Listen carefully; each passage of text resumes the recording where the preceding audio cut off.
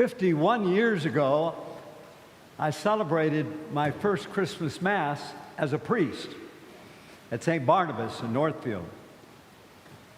And I can still remember, sometimes we remember those first times. And the experience there, a number of things hit me. First of all, it was very snowy, and I knew there were going to be less people.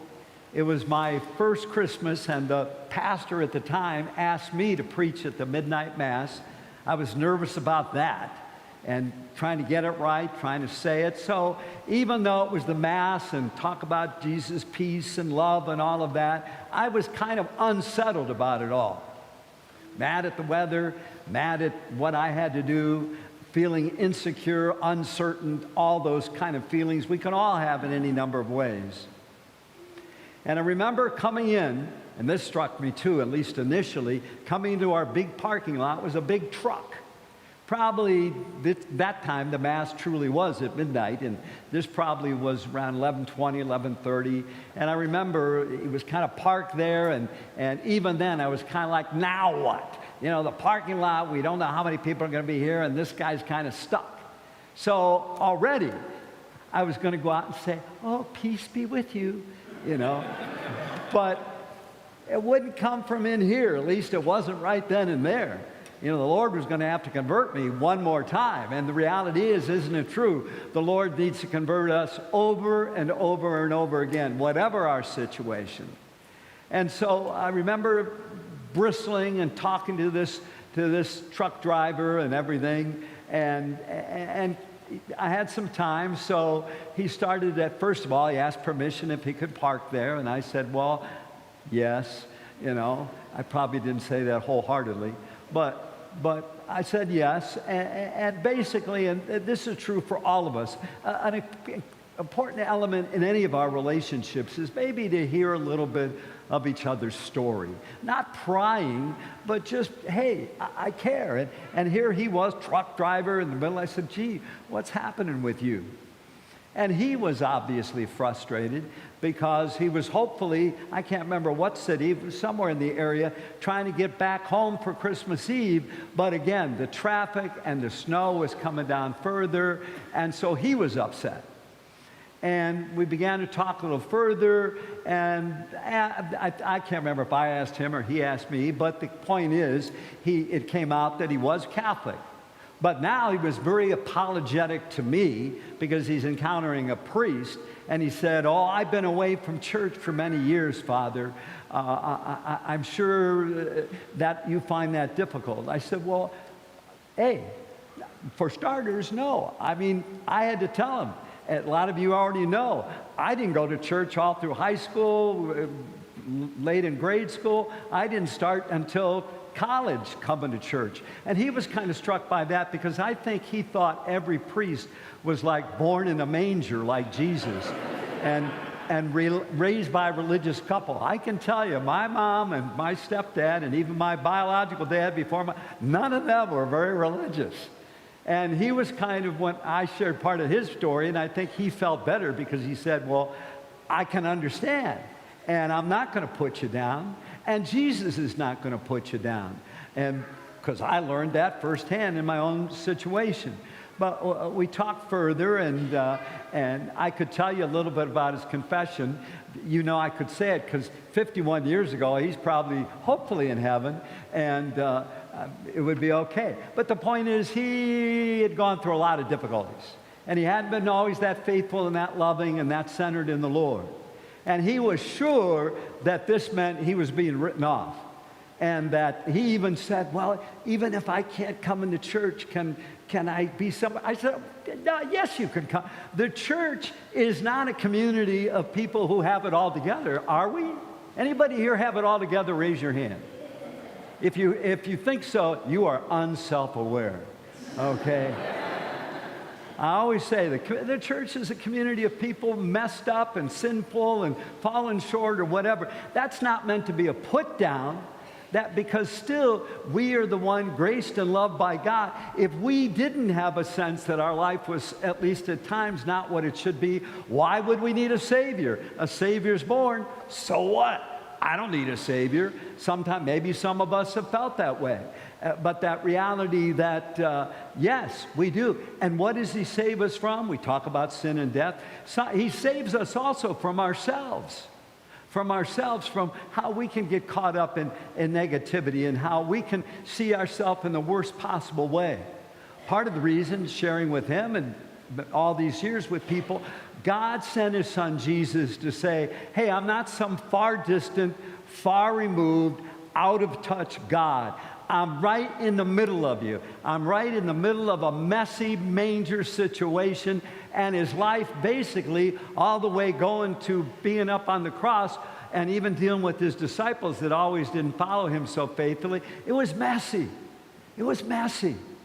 But he knew, he understands our messes and loves us in us and through them. And so sharing with this guy, which basically, you know, in all these years I've done, and you have too, we all need to do that. Because there's a lot of people out there even now who think, boy, I don't think I should be in church. Maybe some of you even here say, well, I'm coming, it's Christmas Eve, but, you know, I don't have it all together. Again, welcome to humanity. Welcome to this is why Jesus came. To show his love, to remind us that God's love is gift. We talk about gifts at Christmas. The greatest gift is believing that. And the greatest gift is knowing for every one of us personally, and I know in my own life, God seeks us out. God takes the initiative. This Lord, by becoming human, says, yeah, I'll do anything and everything to get your attention, not to condemn you, but to love you. Not to put you down, but to lift you up and say, hey, I'm here for you. I'm a God who's in the midst of being with you through whatever. In fact, another name, we talk about him, Emmanuel, God with us. Do we believe that in the midst of it all, God is with us? And so I'll never forget that discussion with the truck driver, and many that I've obviously had since then. But coming in, and he went to confession, and I know he was probably one, boy, wait till you hear this confession. I'm not sure you'll forgive it. I don't know if he wanted to brag or what, but I knew, whatever it is, the Lord knows you. I often say this, the Lord is the one who knows us best and at the same time loves us most. I believe that for me and for others. And so he was able to experience that healing and reconciliation. And I remember he stayed for the Mass, and I remembered, you know, he knew he had to leave slowly going home, but he was so grateful. And he realized, hey, however God works, that the point is he was there. And all of a sudden, what he thought was going to be horrible, me too, because now I got to deal with this guy. No. God's grace was in the midst of it, and loving us and loving him and sending him off with a great sense of peace. You know, we've been talking about the reality of peace these last few weeks, and it's a great need, isn't it? Whether we see peace in the conflict in the world around us, whether we see our own inner hearts are restless and not always at peace. Jesus says, I want you to know my peace. I am the Prince of Peace. Hey, are we still going to have messes? Yeah. But instead of making that disturb our peace, all the more saying, Lord, here I am. I need you. And you're there for me one more time. Finally, I just want to mention as I wrap this up that this is my 60 years of coming into the Catholic Church. A lot of you heard that already. 1965, I'm a college freshman, and the University of Akron at the Newman Center, the Catholic Student Center. And so I took a journey in that fall to become Catholic and came in at Christmas. And I still remember it 60 years ago, but it was something that touched me and stayed with me. And the reality is, you don't have to be a priest, and you don't have to go through the dramatic thing that this truck driver or I've gone through, but every one of us here, the Lord wants us here. We may think, well, I came here because somebody asked me, or I should go, or whatever. No, in the midst of all that, whether we realize that God's at work, he's the one who nudges us and says, come and receive me. the gift of my love and the gift of community.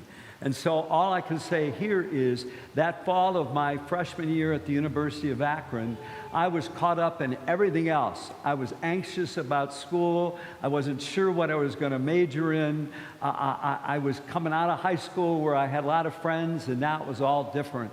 And so I was a little unsettled and figuring where my life was going to go. I mean, I was just becoming Catholic. I didn't know the priesthood thing. That even makes some people nervous. I hope he's not asking me to do that. But the point is that in the midst of it all, with the priest that walked with me and talked with me and represented Jesus to me, gave me a deep sense of peace. And let's face it, in these 60 years for me, I know the mercy of God, the healing of God, the guidance of God, the presence of Jesus, all of that has made a difference day in and day out for me. And so I'm grateful here. We probably all know this already, that the word Eucharist means thanksgiving, that we can all give thankful. Wherever we are in our spiritual journey, the Lord loves us where we are and invites us to take another step more deeply into His goodness, His kindness, His love, so that we can pass His goodness, His kindness, and His love on to people out there in our everyday life who need to know it too and may not hear it here, but need to hear it. Our hearts need to be open to the difference Jesus Christ makes. So take a quiet moment. We always do that. And say, hey, is there something that the Lord wants to say to your heart right now, right here? And maybe you don't hear anything at all. Or maybe it's your conscience. Or maybe it's just a thought of whatever Jesus is saying. I love you. I always have, and I always will. Take a moment and take that in, not just in your mind, in your heart, and your very soul. God bless you.